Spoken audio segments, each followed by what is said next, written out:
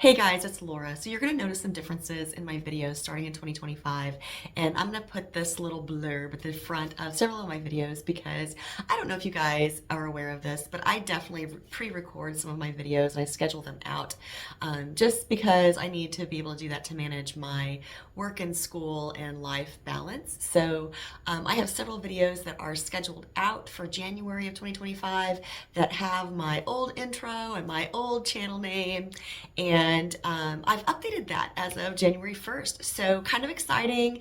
And I just wanted to kind of give a little explanation, I guess, before each of those videos and just let you know why you might hear me refer to Laura B. Floss Tube and why you may just see just some differences moving forward, especially when the videos later in January and then February and then further on start posting.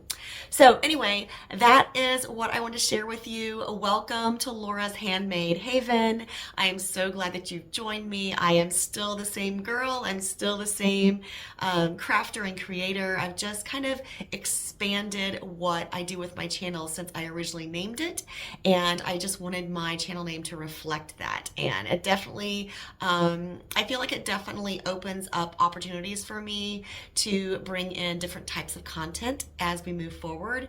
And I hope you're as excited about that as I am, because I am looking forward to sharing all kinds of crafty goodness with you. So without further ado, let's get started on today's video. Hey friends, it's Laura B. FlossTube. Welcome or welcome back. I'm so glad you joined me today. We're continuing on with our Let's Make a Snowman quilt sew along, and we are on week 6 of our applique blocks. This week we're going to be working on that very tall tree, the birdhouse, and the snow shovel. So we'll be able to complete another little section over here, I think, with the little coffee mugs. And we'll be down to just a few blocks to do next week for our last part of the applique. Then we'll just have borders, and that will be our quilt top finish. So we're getting really close with this sew along, you guys. I am super excited. I love the way this is coming together. Every time I look at my design wall, I just smile. I love snowmen in general, so this is just really icing on the cake for me to have a quilt that has this adorable little snowman motif on it. So this week I have gone ahead and done all of the applique shapes, and I turned them all out. There wasn't anything tricky or crazy with any of the shapes this week, so you shouldn't have a very hard time with those. The only thing that I'm going to show you sewing before we start appliquing is just putting that tree together, because I thought I might be able to share a few tips with you just to make it a little more efficient, a little faster for you to piece and assemble. So we're going to head on over to the sewing machine and start working on that super tall tree. There are a lot of pieces for this tree, but none of them are super crazy or super difficult. And actually, the one thing that's really nice about these is just because you're not really truly making a flying geese, you don't have to worry about if the angles are perfectly straight, as long as your rectangles are really good and straight after you have those pieced together. You could definitely play with the angles a little bit and make the tree a little wonky if you wanted to. I'm going to stick with the original design and just try to get them as close to perfect as I can. So what I've done on the design board, I've just laid out all the pieces, and this is actually upside down. Let me flip this around.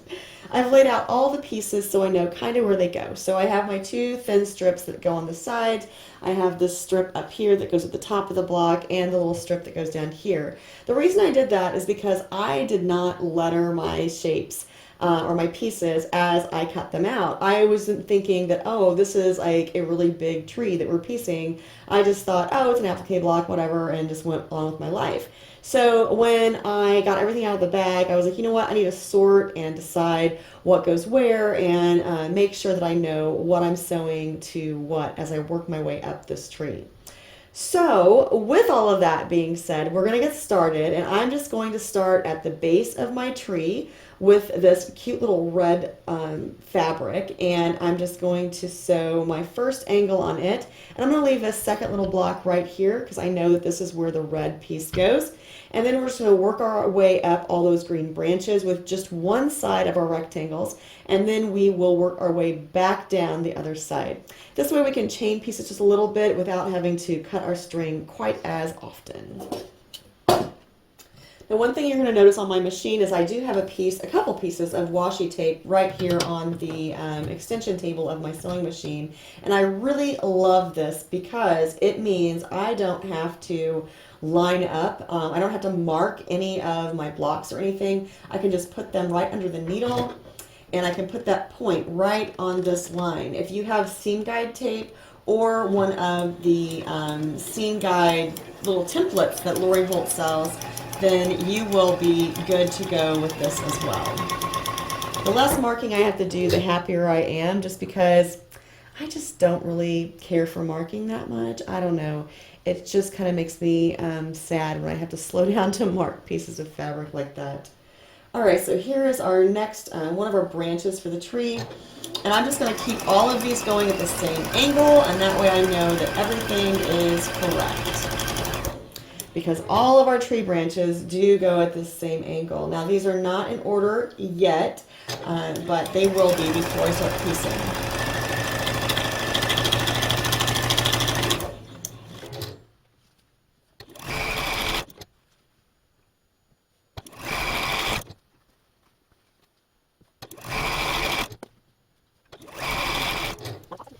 Now the top section of the tree is larger than the branches, so just keep that in mind when you're sorting your pieces, that this top piece is the only one. And this is actually the only one too that it kind of does turn into a flying geese, but it doesn't necessarily have to be perfect because you have that star to put on top of your tree and it's going to cover up that center point. Now I'm just going to flip these around and we're going to go down the other side, except for this one right here because, like I said, this is actually going to be kind of like a flying geese. It sounds weird when I say we're making one flying geese. It's kind of a flying goose, but that sounds weird too. Now obviously you saw that I just threw that away. You can definitely keep that and make a smaller half square triangle for another project if you want. I just choose not to do that.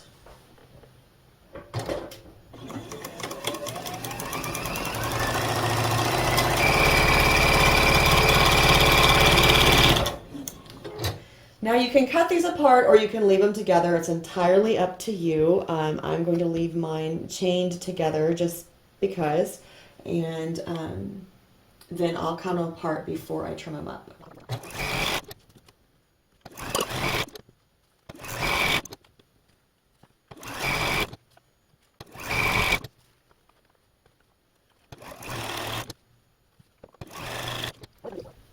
Now one other thing that I'm going to do before I cut these loose is I'm going to sew my tree trunk segment. Obviously I can only sew one side and then I'll cut it and sew the other side.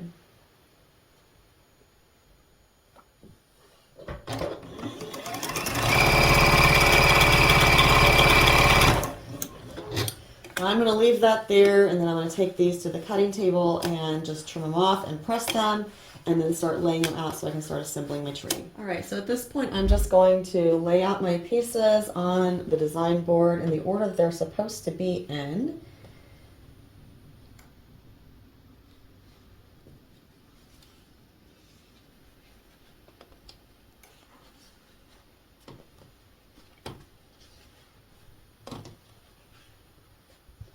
There's the one I missed.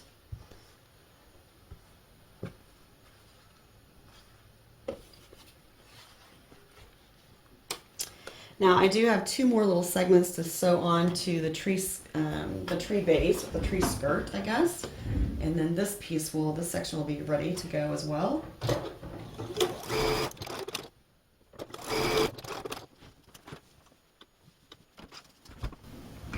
Alright, so it doesn't really matter which two you start with. I'm just going to work my way up the tree, taking two sections at a time, and then I'll come back and sew those sections together until I have my entire tree together, and then I can start working on the extra, the top and the bottom and the side pieces.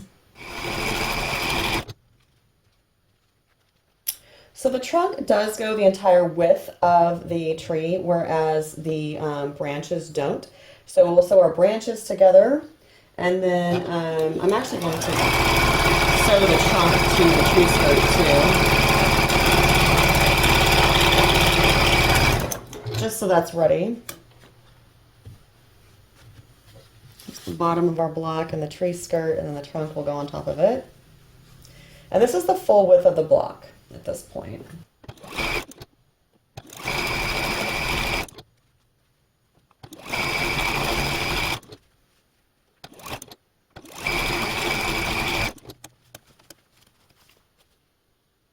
If I can get these to open, that would help.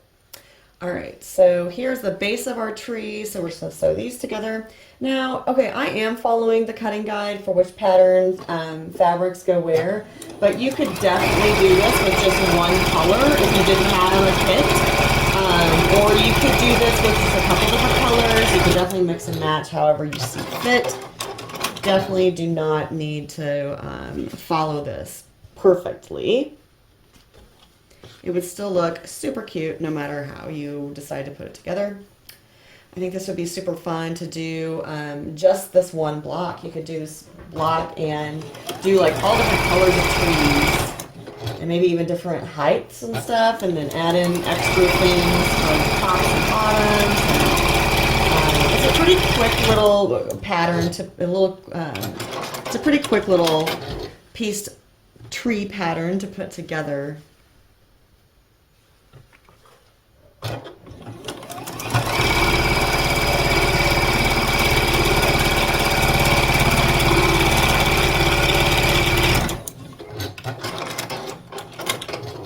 All right, now at this point, this entire tree section gets a thin strip on both sides of it. So that's what I'm going to sew on next.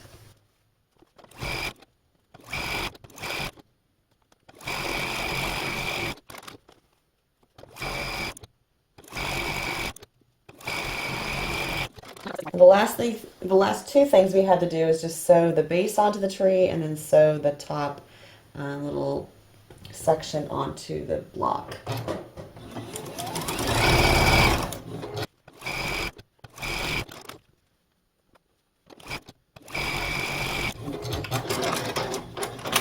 All right, so I'll press this block one more time and then we'll start laying out our applique. All right, so at the ironing board is where I'm gonna just do my little applique process. Here's my great big tree, and I'm just going to glue my star at the top. That's the only applique that you have for this block. Now, if you wanted to, you could totally add some circles or some of the other different shapes that you find, and you could add some ornaments on the tree. You could definitely decorate it up. You could add some trims onto it if you wanted to, and just make it into like a Christmas tree, and just add some garland. Or you could even do just like some embroidery going down the tree. You could add a little present underneath it if you wanted. There's all kinds of things you could do to customize this and kind of make it your own.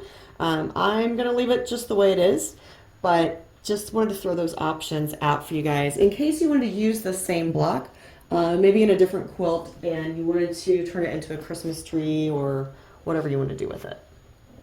All right, so the next thing we have to do is the birdhouse block, and it's going to be pretty simple as well. Just going to lay our shapes out and glue some things in place. Now for this roof, what I'm going to do is I'm actually going to, well, hang on. Let me get my things off here. Let me glue this down first so I don't forget. Oh my goodness, I did that one time, you guys. I was getting so excited that I forgot to glue the base shape down, and then when I went to applique, the whole thing fell off, and I was like, what just happened there? All right, so most of the time I tell you I am not going to glue anything completely down to where I couldn't get around that shape. But in this case, for the birdhouse, I don't necessarily need to applique this. I don't need to stitch this down on this shape. I just need to stitch around this lower part of like the rectangle. So what I'm going to do when I put my roof on is I am just going to make it to where the ends flip up, and that way I can get up here to stitch, but I don't care about all of this. And then the rest of this is secured and glued down.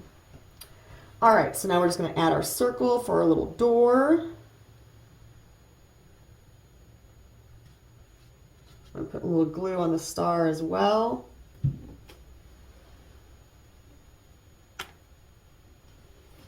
And then just position them onto the birdhouse however I want. You can definitely follow the cutting guide if you want to. I'm just going to kind of eyeball it because this is a pretty simple little shape. Pretty simple lot to do. So there's our birdhouse. That's so super cute. I love it so much. Now the shovel block is 18.5 inches long. And so we just need to make our 1-inch bias tape out of our one little fabric here. Put our handle together, and then we just need to make sure that we don't go over 18 inches for the entire length, 18.5 inches.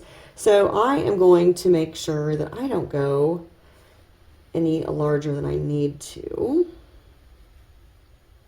So I have an 18-inch ruler here, and I'm going to take it to 17.5. That'll give me, well, yeah, 17.5. That will give me an inch. So it'll give me a 1/2 inch above and below on my finished shape.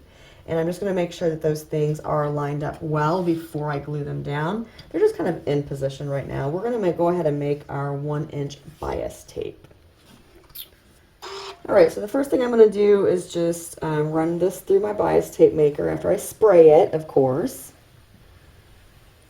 This is pretty simple and quick to do.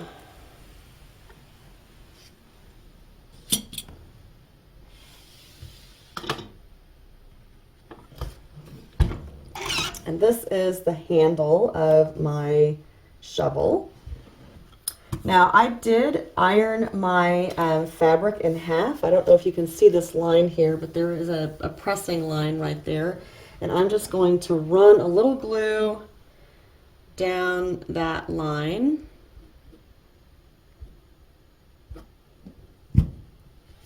And then I'm going to take my ruler against the edge of the fabric, just so I have kind of a point of reference of what is straight.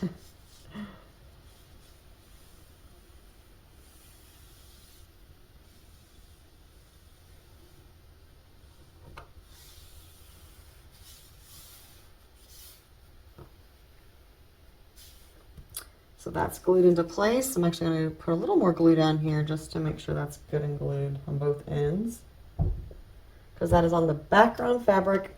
I can glue it all the way down.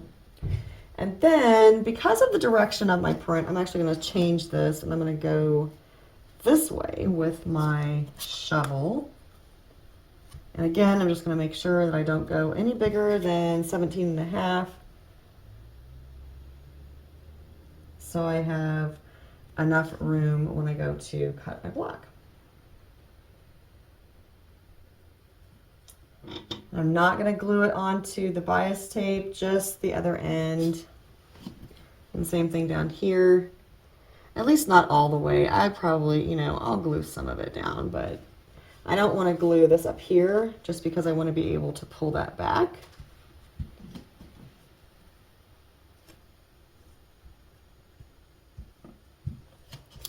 There is our snow shovel. All right, so let's go applique.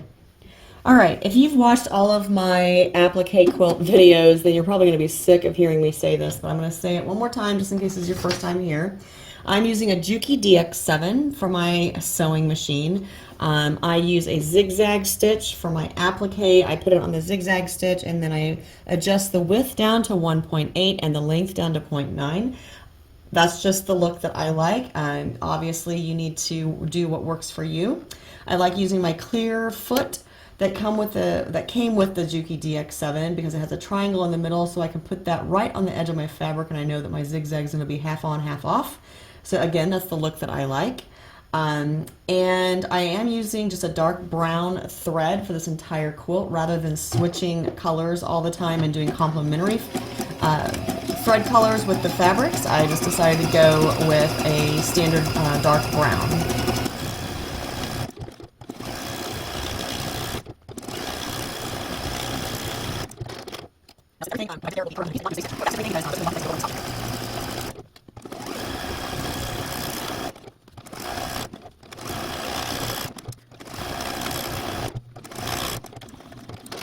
I'm just going to go ahead and go around this little circle. We've talked about circles before, but I'll say it again. If you don't feel like you do very good at circles, you probably just need more practice. This is not, you know, it's not a hard shape, I promise. It's just one that you have to go at a pace that you can handle. So the speed that I'm working at is not going to be the same as yours. You might be going faster or slower depending on just your ability and how many circles you've done. So just be patient with yourself.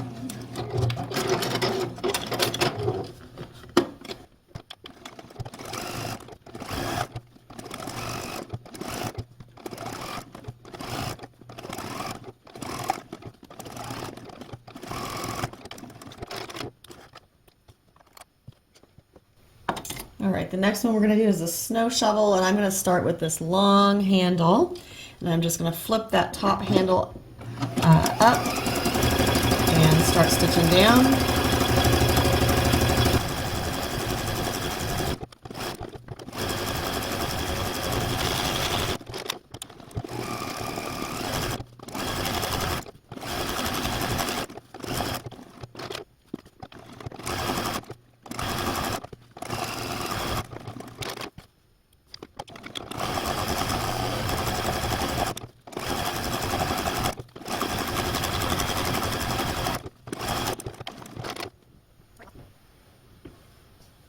All right, now the last thing we have to do is just the star on the top of that very large tree block.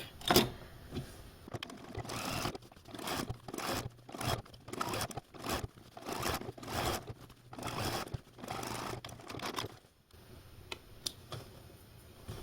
right, we're going to give these a press and trim them down, and then actually the tree is going to get sewn onto the mugs.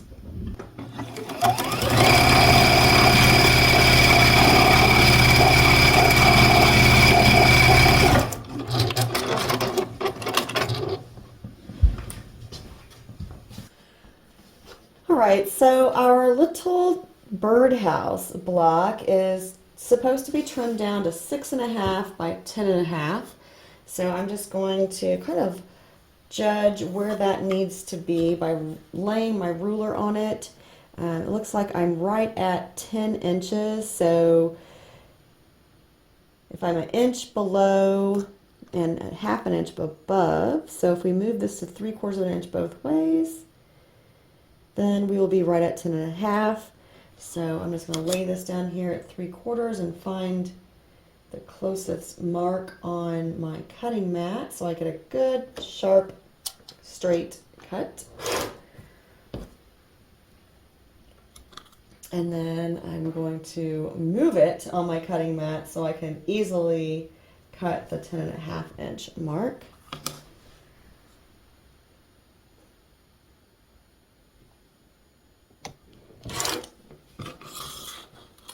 And same thing for the other direction. I'm just going to kind of lay this on my cutting mat and measure. Looks like, again, I could do 3/4 of an inch on both sides. So that's what I'm going to do with this.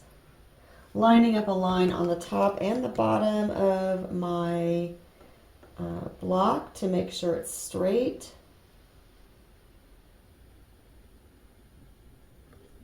I'm using a line on my cutting mat to make sure it's straight the other way. I'm just going to flip this around just to make my cutting easier. And then we'll go to 6.5 inches. All right, and there's our birdhouse block. All right, so now our shovel is also 6.5 by 18.5, and if you remember when we were laying it out, we realized or decided that we would go half an inch above and below. So I'm just going to remember that, and I'm going to cut it at half an inch above the handle. And I'm going to flip this around, line it up on a line on my cutting mat, and go down here to 18.5.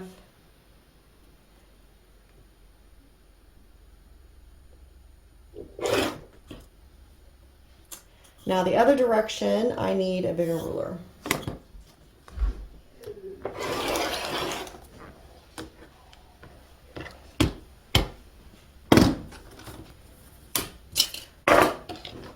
we had it. The blocks for this week include our snow shovel, our birdhouse, and that great big tree. I did go ahead and sew the tree to the little hot cocoa mugs, so that is completed. Next week we only have a few more things to do. Now we do have a lot of mittens to make next week, but we'll have the mittens and the earmuffs to make next week, and then we'll be able to put this final section together, and then we'll be able to put the entire quilt center together.